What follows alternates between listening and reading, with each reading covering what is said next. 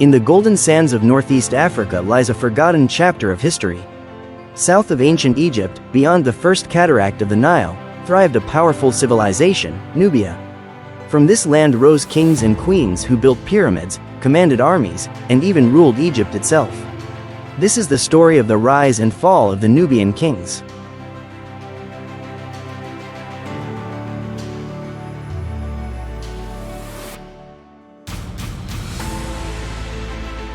Nubia stretched across what is today southern Egypt and northern Sudan. Rich in gold, ivory, and ebony, it became the link between Central Africa and the Mediterranean world. The Egyptians called it Ta Seti, the land of the bow, for its fierce archers. But Nubia was more than a neighbor to Egypt. It was an ancient civilization with its own gods, traditions, and a lineage of rulers who sought greatness.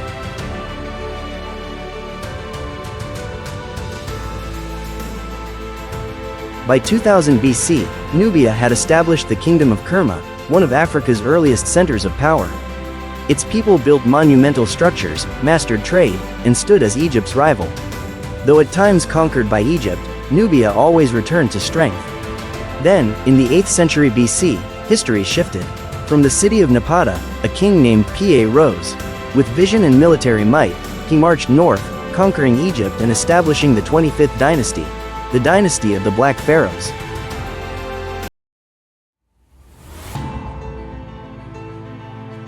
For nearly a century, Nubian kings sat on the throne of Egypt. Pharaoh, followed by Shabaka, Shabitku, and Tahaka, restored temples, revived traditions, and brought unity to the Nile Valley. King Tahaka in particular became legendary.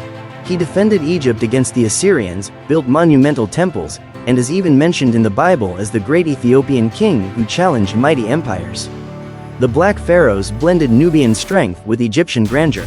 Their rule was not just conquest, it was a renaissance.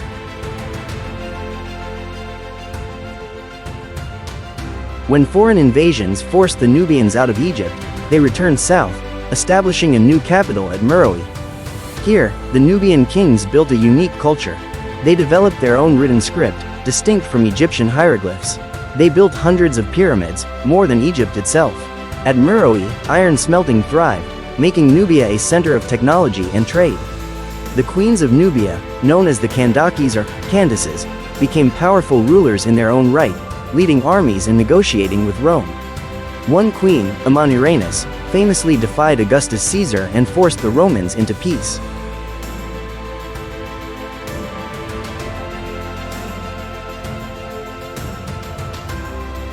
But even great kingdoms faced decline.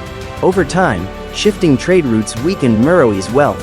The rise of Aksum in present-day Ethiopia challenged Nubia's power. By the 4th century AD, Meroë had fallen, leaving behind silent pyramids and ruins that still stand in Sudan's desert. The once mighty kings and queens of Nubia faded from memory, overshadowed by the fame of Egypt. Yet, the legacy of Nubia lives on. The pyramids at Meroë still pierce the desert sky. The memory of warrior queens and black pharaohs continues to inspire Africa and the world. Their story proves that Africa was not merely the cradle of life, but also the cradle of empires, innovation, and power. The rise and fall of the Nubian kings is more than history. It is a reminder of Africa's place in the story of civilization, a legacy carved in stone, a heritage too great to be forgotten.